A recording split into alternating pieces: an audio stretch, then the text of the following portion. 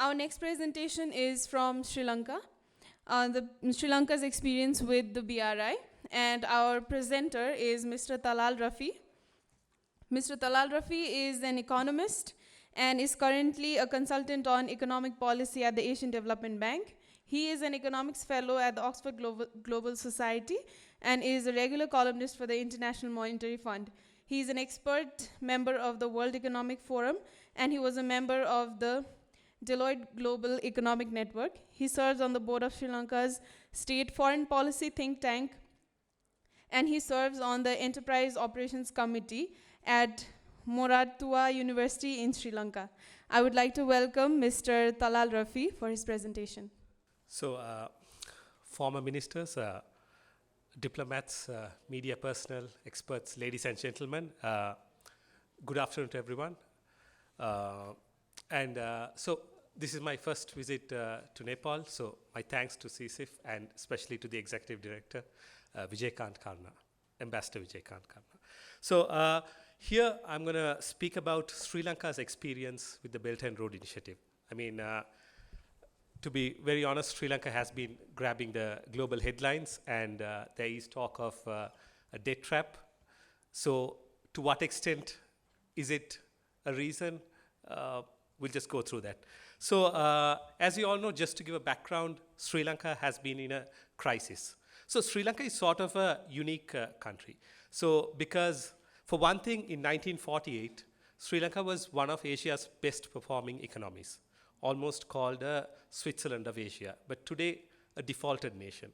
So it's 75 years of sort of mismanagement, wrong policy decisions on the economic front, making it a perfect case study. So also another fact is that from the developing world, Sri Lanka and Chile were among the first two nations to open their economies. So there again you can see, even in South Asia, Sri Lanka is the first. It was way before India or anyone. And then today, Chile is an advanced economy. Sri Lanka is once again a defaulted nation. So let me talk about, the topic is the Belt and Road Initiative. So mostly I'll be touching on Chinese relations with Sri Lanka and its effects. Sorry.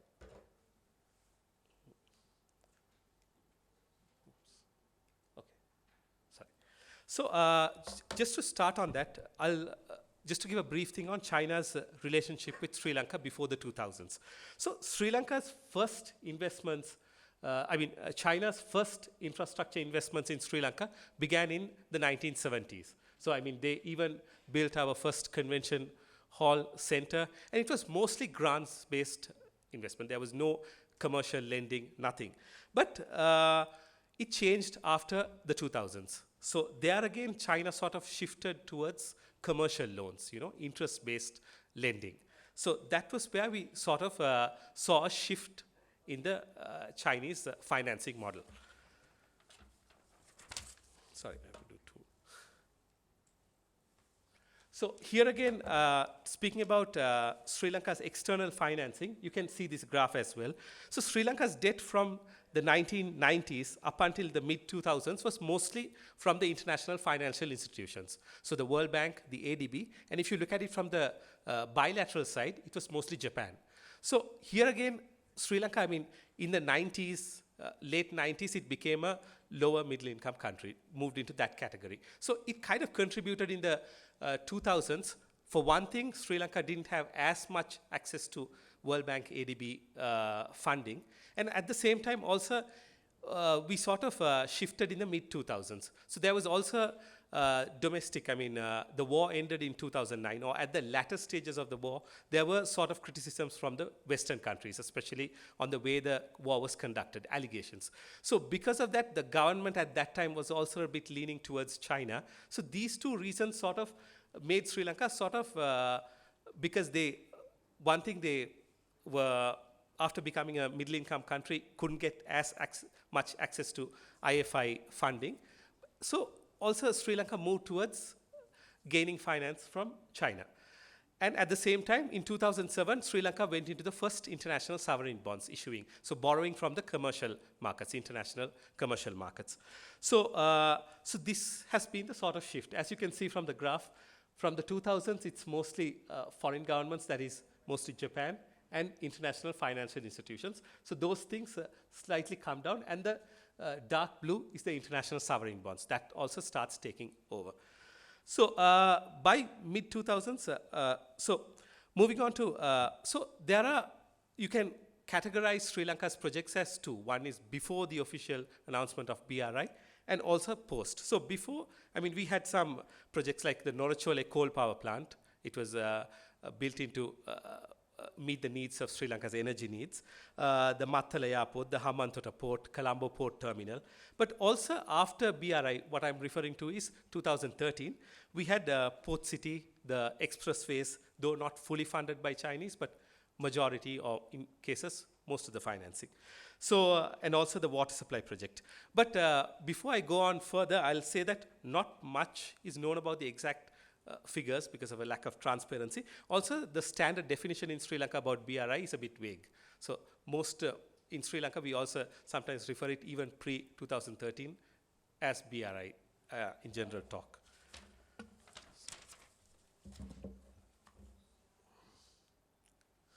So the level of Chinese funding to Sri Lanka when you compare to other nations. So these are two graphs that show. So cumulatively up to 2019, I would say that after that it was Sri Lanka went into major one after another crisis on a yearly basis. So as far as stability goes, we can safely look at until 2019. So the total comes up to around $12 billion. So if you look at it from Sri Lanka's GDP perspective, it's 14% of GDP right up to then. So Sri Lanka's reliance on Chinese funding, as far as the other countries in the region go, it's quite small, 14% exposure. If you look at the other things like, for example, countries like Pakistan and Cambodia and all, they have much higher exposure. So here again, our exposure has been low. And also, according to a World Bank report, the total needed infrastructure for Sri Lanka to transition to a developed nation was $36 billion. So if you look at the total BRI funding, it came up to $12 billion. So that's just 1/3. So actually, the conclusion can be, even after so many years, Chinese financing did not, only could have contributed to 1/3 of the gap. If you are to say that the actual financing did reach the correct targets, which in most cases it didn't. So where is Sri Lanka's debt? So here again, because when you connect Sri Lanka to BRI, globally the news is, always Sri Lanka is referred to as, coming under the debt trap. So there again, let me go through Sri Lanka's debt. So if you look at the graph here, most of the debt, I mean, the larger portion comes from international sovereign bonds. So here again, the argument is that, China set a debt trap, which could be argued that the larger trap, if you are looking at the size, could come from borrowing from international markets, capital markets, so international sovereign bonds. But at the same time, the argument also goes that, most of the ISBs were taken in order to repay loans that were necessarily maybe taken to pay for BRI. So that is a bit of a complex area that there's always debate on. So here again, as far as bilateral lending goes, China is still the largest bilateral lender to Sri Lanka, followed by Japan and India. So I'll just touch on the positive. First of all, let me go through some of the positive aspects of the BRI in Sri Lanka. So certain projects, there's no denying it that they have had their benefits, to be very honest. So the Colombo port's, the international container terminal has allowed Sri Lanka's port to advance rapidly. And also investments in port capacity, the ability to handle containerized cargo from mega container ships. So those have always contributed to Sri Lanka achieving this strategic geopolitical or geographical location in the Indian Ocean to become a sort of a regional hub. So, and also the Hambantota Port, though not fully into operation, has the potential to increase Sri Lanka's container traffic, and also the adjacent industrial zone, which could get investments. The Norachole coal power plant at one point contributed up to 1/3 of Sri Lanka's energy needs. Though it has its negatives, I'll come to that later. And also the three major expressways. I mean, the expressways are not fully funded by the Chinese. I mean, Japanese funding, the multilaterals, ADB, their funding is also involved. But to a certain extent, Chinese fundings have gone into it, and they have improved connectivity vastly in Sri Lanka.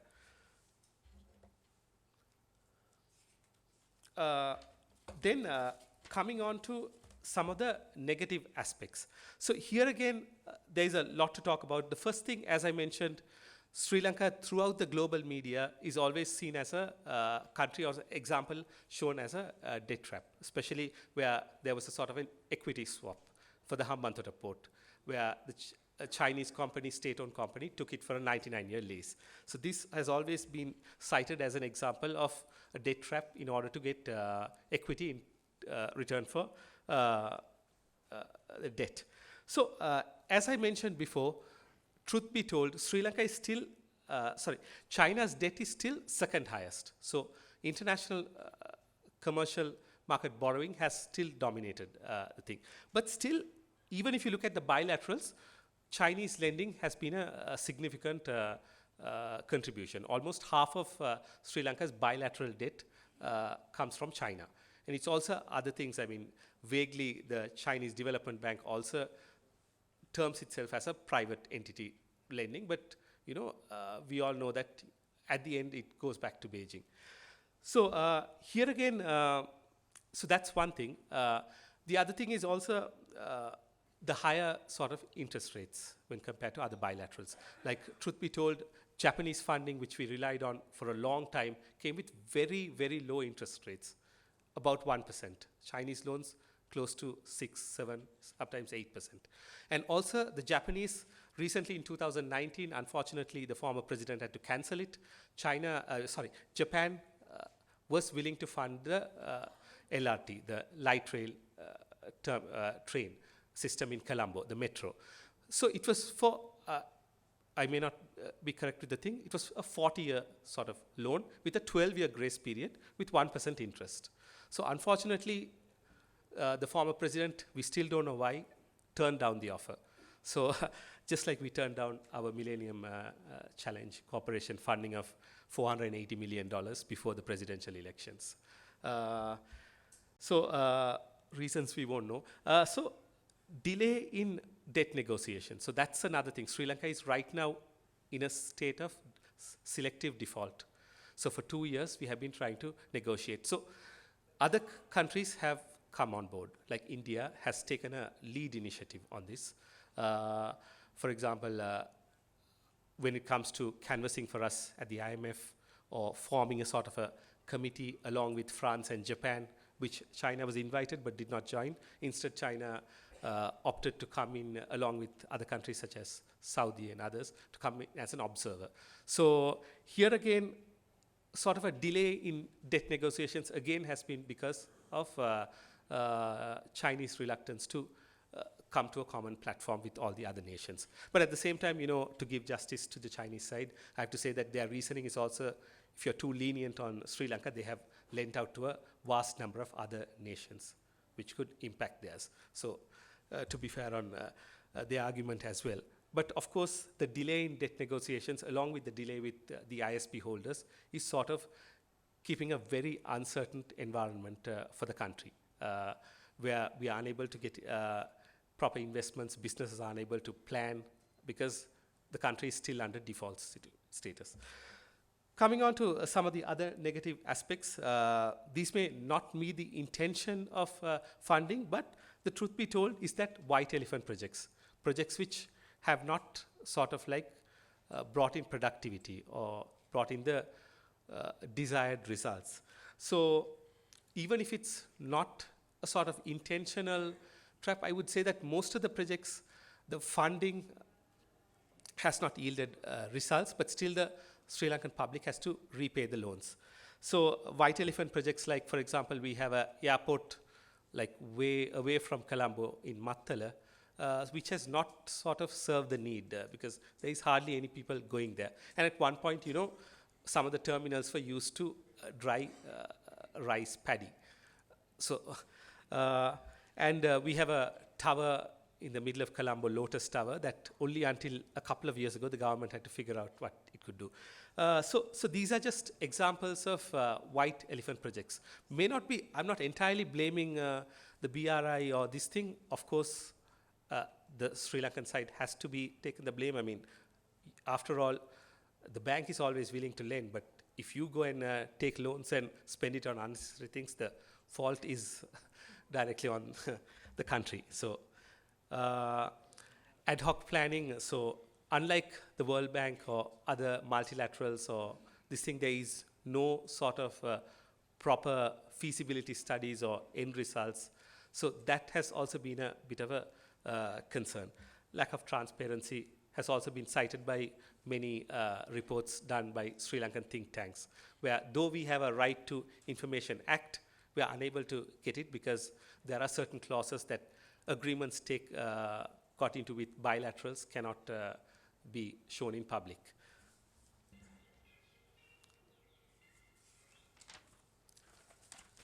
So a few other things would be imports for Chinese projects. So that has sort of, especially in the early 2010s, contributed to a larger trade deficit. But especially as intermediate and capital goods had to be imported. So here again, on one side, it is fair that Sri Lanka was not able to supply these, so therefore it was imported from China. So this is also one of the criticisms that's put in.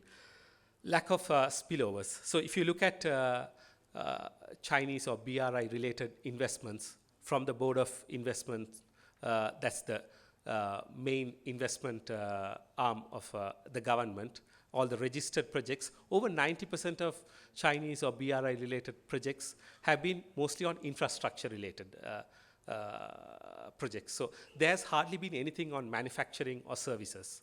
So here again, if there was investment that could have come to export-driven manufacturing or export-driven services, that would have helped us, especially with the Forex crisis. But as most go into infrastructure projects, it's mostly into non-tradables. So that has been a major factor contributing to Sri Lanka's default status. Chinese labor, so that has also been cited by many, including government think tank reports, that most of the labor is also brought in from there. So there is a sort of a lack of spillover from the Chinese side. So here again, even if you look at, for example, from the Board of Investments registered companies, Chinese companies contribute to less than 1% of the employment, at least of the projects related there, and about 1% of the exports. So most of the funding do not contribute to exports. So that is one area. The last point is the environmental impact. So though I mentioned very positive, the Norachole coal power plant has contributed to about 1/3 of Sri Lanka's energy needs, there have been concerns. So like fine ash particles, though Colombo is about 145 kilometers away, have been found in Colombo as well. Has been causing chronic illnesses, especially to humans and animals. And it's also in close proximity to Wilpattu National Park there. So these are things that are raised, and civil rights groups, many of them had protested at the beginning of the project. So other projects like, for example, the Hambantota Port also has raised environmental challenges, especially amongst civil rights groups. So these are some of the negatives. So since I've been given 20 minutes, I'll come to the conclusion. So how is BRI experience in Sri Lanka overall? So the overall thing is, there is no denying that China has been a friend of Sri Lanka for a very long time, and there are positives. It has increased port capacity, which has contributed, the highways, others, the Norachole coal power plant contributing to 1/3 of energy. But at the same time, there are the negative aspects as well. Negatives are lack of transparency, white elephant projects, as I mentioned, airports which don't really function, or a tower in the middle of Sri Lanka, which many found difficult to justify after years, and lack of spillovers. So there is, since most of the investment goes into infrastructure and not much into services or manufacturing, especially related to exports, there is no real sort of positivity when it comes to pushing Sri Lanka's tradable sector. So that is something that has caused the crisis. In 1977, at the time we were opening our economy, Sri Lanka actually, its tradable sector percentage was higher than it is today, which is a bit bizarre, but that's the truth. And lack of spillovers means, once again, since there is no proper investment coming from them towards manufacturing or services, there is lack of technology transfer or management skill transfers towards the local population, as you would see when Western companies invest, like when Unilever or Nestle or Microsoft move in, there is a huge benefit for the local population. So that is one thing. But coming on to debt, because it's mostly, as far as Sri Lanka, as we are in a debt crisis, it clouds the topic. China is the largest bilateral lender, and the lending costs have been much higher, as I mentioned, especially when you even up until 2019, when you compare to Japan. And when it comes to the debt negotiations, once again, China has not been as active on the global stage in trying to help Sri Lanka out as much as India has. India has been very active, as our foreign minister said. Actually, he was at the IMF meeting where India Finance Minister Ms.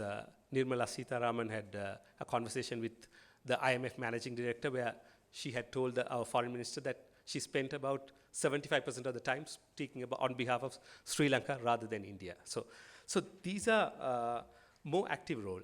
And also in 2022, we'll have to always mention this, at the darkest time for Sri Lanka, when we had 12-hour power cuts and almost 3 weeks without fuel, it was the $4 billion that came from India that actually prevented Sri Lanka from going into anarchy. So with that, I'll come to a conclusion. So what is Sri Lanka's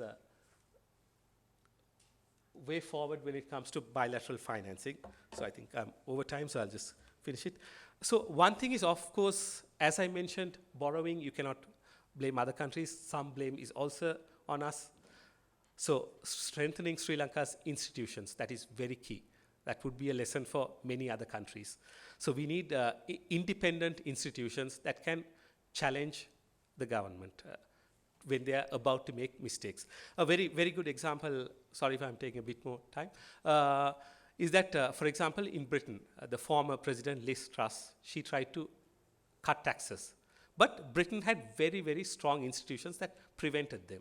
So therefore, many say it was able to move away from a crisis. But at the very same time, our president made a tax cut, which no institution had the power to stand against. So we went in a different path.